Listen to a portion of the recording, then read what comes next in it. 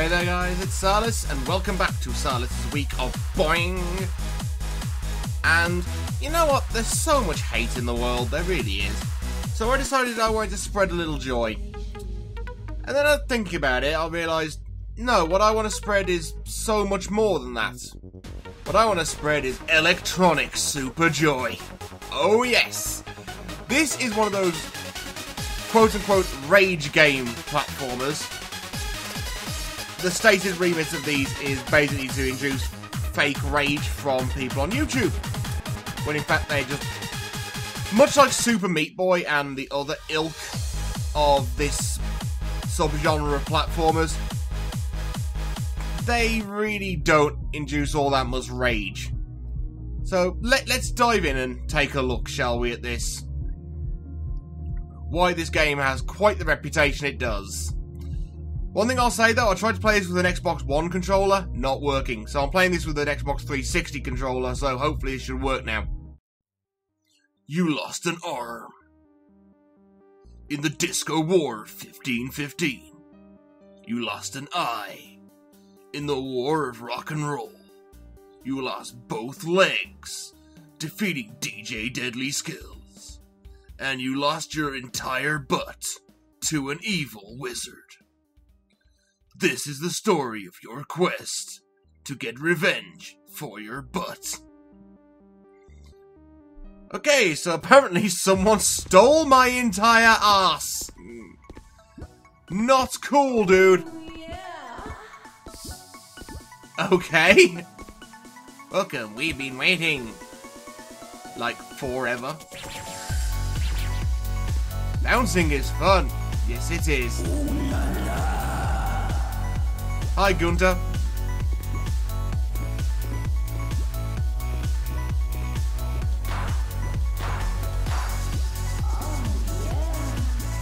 And yeah, those noises will follow you throughout this entire game. Huh. Alley-oop. See, I don't know why this is considered a rage game. I really don't. This is not hard. Alright, so springy thingy up. There we go. So this is fairly self-explanatory.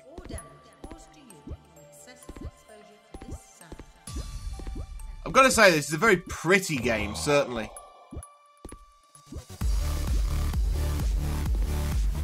And the music is definitely what sells it. I mean, this game has a soundtrack that, even though it basically uses like retro pixel graphics, what you're looking at is, it's more about the music than anything else. And fortunately, the rhythm is, you can kind of use the rhythm to your advantage. You can use it to time the levels really well. As long as you're keeping an ear out, you should be fine.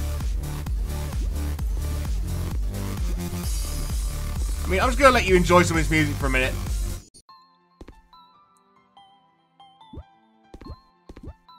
Okay, I didn't realise it had this kind of level, the old-fashioned, the level is going to keep running even if you don't level. Okay, that was my own stupid fault. Right. Damn it.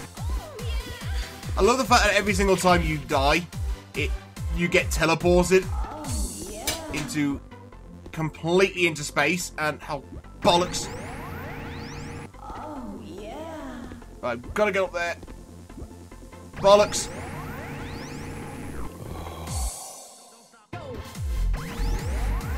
Oh, okay, so I stomp that guy out, and then... What? There, we stomp that guy out. Oh, I get it. You've got to get... I'll be missing that swirly thing at the bottom. Yep, that's my portal. Now we're thinking with portals.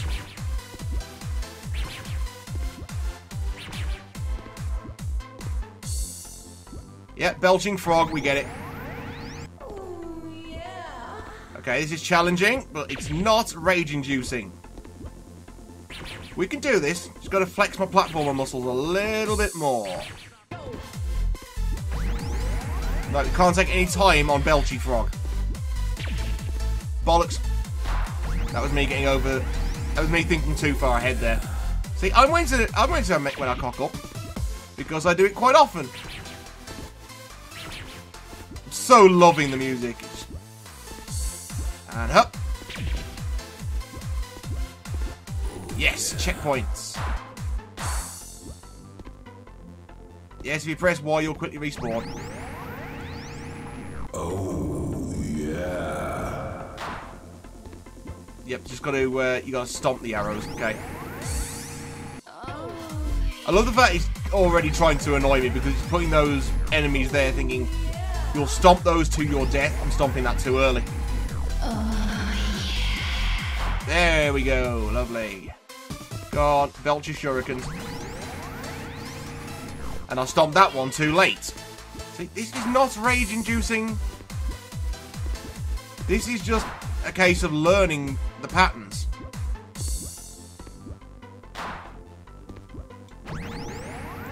And that one I stomped too early again. So, hello.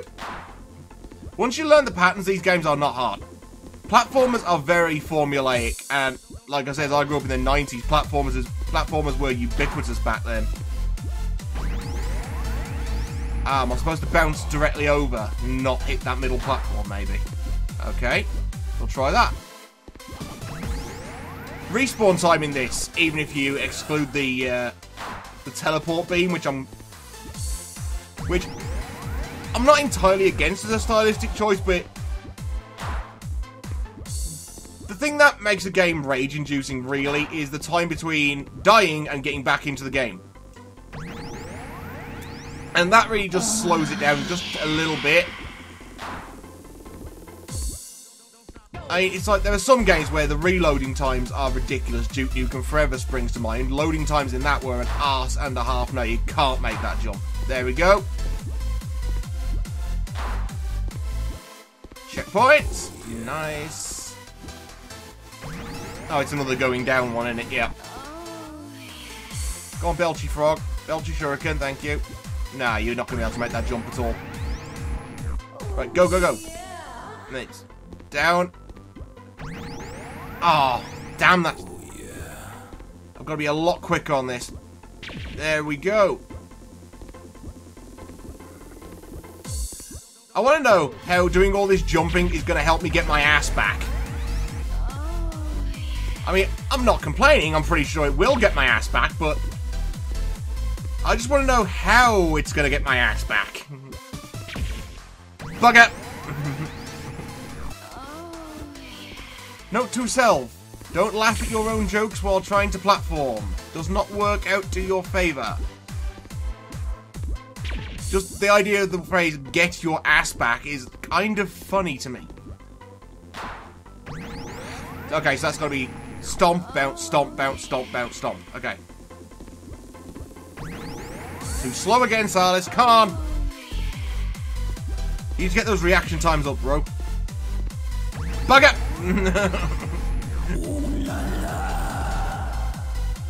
Alley-oop, alley-oop. No, it's all... This game is all about the reaction times. Right, we'll try it with the analog sticks. Oh, yeah, now we're platforming. I realise that trying to... Yeah, exactly my point. Thank you, game, for proving me exactly right.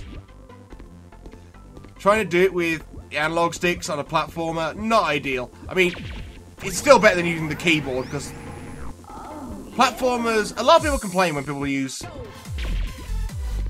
a keyboard to play a game like this, but platformers, don't forget, were in their heyday in digital movement days. It was all D-pad back in the day. So, I'm used to using digital movement, I'm just not used to analog sticks. That I find them too sensitive sometimes for tricksy things like platformers. And that's exactly why, because if you nudge one even slightly... I thought I'd gone through that portal.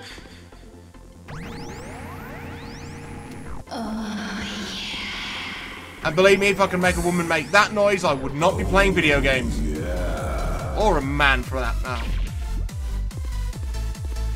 Alley-oop. Yep. Oh, bugger!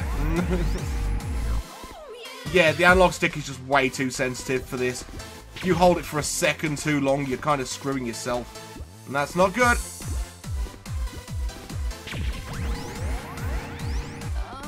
way, I'm a moron. That is well documented, Salis. You don't need to remind them. Shut up, brain. No one likes you.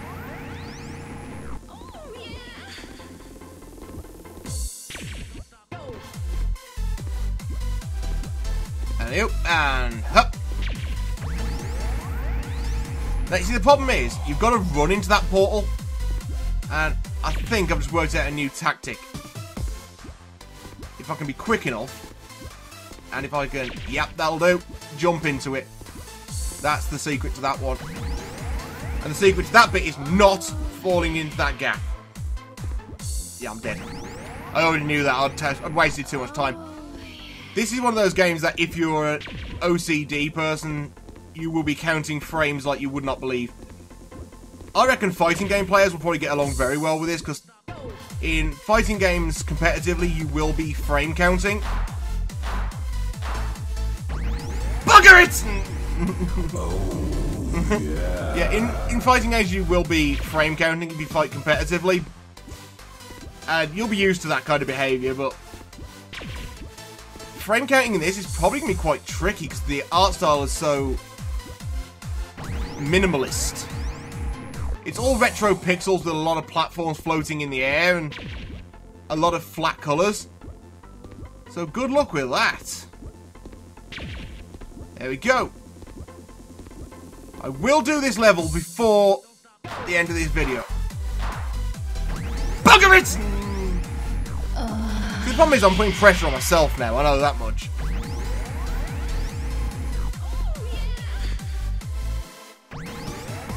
Yeah, I would have been dead anyway, I'd wasted too much time. Right, let's do this.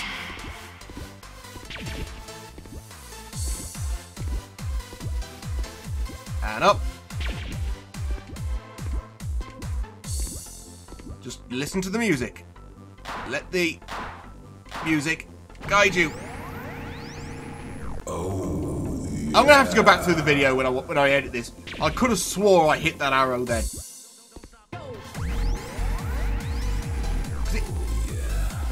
That would induce rage. If the game was just deliberately trying to dick you over, that would induce rage.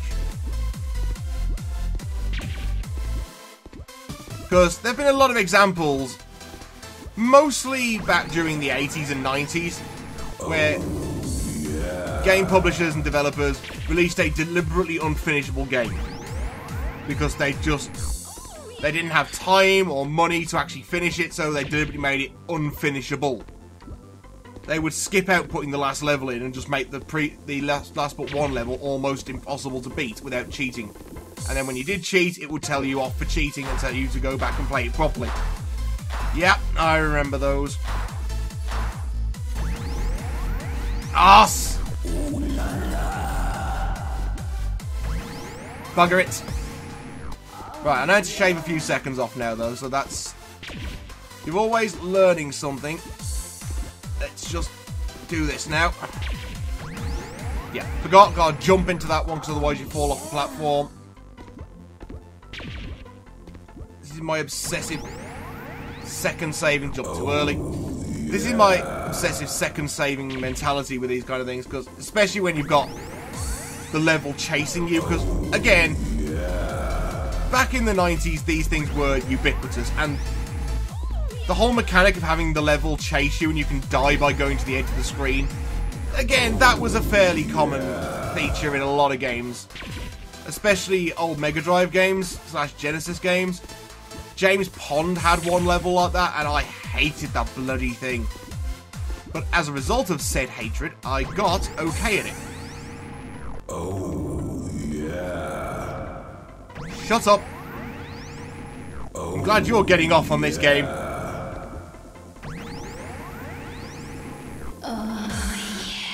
Because I can't even tell if you're deliberately trying to dick me or not now. But like I said, I'll go back and scrub through the footage and find that moment. That was my own fidgy-widginess. I keep jumping too early trying to avoid the edge of the screen. Because this is coming at you pretty fast. No, I've got to, there's no way in hell I'm going to make that jump, am I? I could have swapped on that one. No, it's the platform below. Yeah, so I'll drop down to here, then I can make the jump. And then, yes. Yes, we're learning. Hello? See, this is where I fail, so aiming for those little arrows. The platforming is very precise in this, and that is a good thing. Because I cannot stand loose, fiddly platforming that you kind of have to keep constantly adjusting all the time, whereas this is very accurate. Unfortunately, in bits like that, it plays to the game's detriment, because you're aiming for those arrows, and those arrows aren't very big, and they're not very... Well, they have a stark contrast against the pink. When that white light comes over them, they're very hard to see. So it does make it quite a bit more challenging than it's supposed to be. And I think this is only about level 3 or 4, so I dread to think what it's going to be like later on with so much complexity. Bugger it! That one was about 0.5 millimeter off the edge of the arrow, and that did not work. Like I said, it's very, very precise platforming. These are like uber precision platformers. They are hilariously good fun.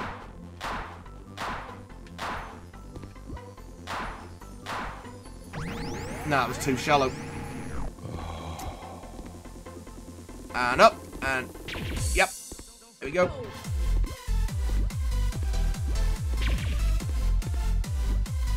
No, there's no way I can recover that.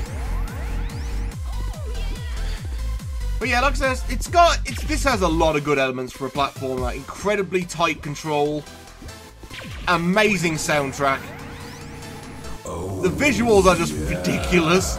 It's like all this neon 80s nonsense. Obviously with the benefit of modern day music. Right, gotta be quick now. Bugger! Yeah, I've wasted too much time there. I didn't have enough thinking time.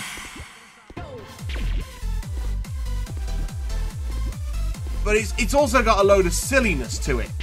And let's be honest, a platformer is a fairly silly type of game. I mean, what kind of world does this make sense in? Having just platforms in floating void. If this makes sense to any kind of universe, I don't want to know. So, I'm having a lot of fun with this game. And to be fair, it's been on my must make a video of this game list for a while. Oh yes! Don't fuck it up yet. Yes, next level. These walls are sticky. Don't want to know why. Gross. Oh, so it gives you a wall jump. Okay. Ah, and you can wall jump up. You don't have to keep going one to the other to the other. Aha. Oh, this is the kind of level that's going to get on my nerves. Having to memorise where the platforms are. Oh, boy.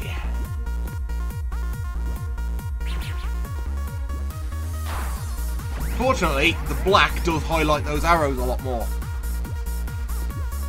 So we flying down there, and then I say that the black highlights the arrows a lot more, but hides your character. That's quite clever. I like that. See, this has a lot of interesting and well done things, and it does it so right. I don't know why it was telling me about the sticky walls before we started doing this nonsense, though. Oh, good lord. Right, we can do this. We can do this. We beat the last level, didn't we?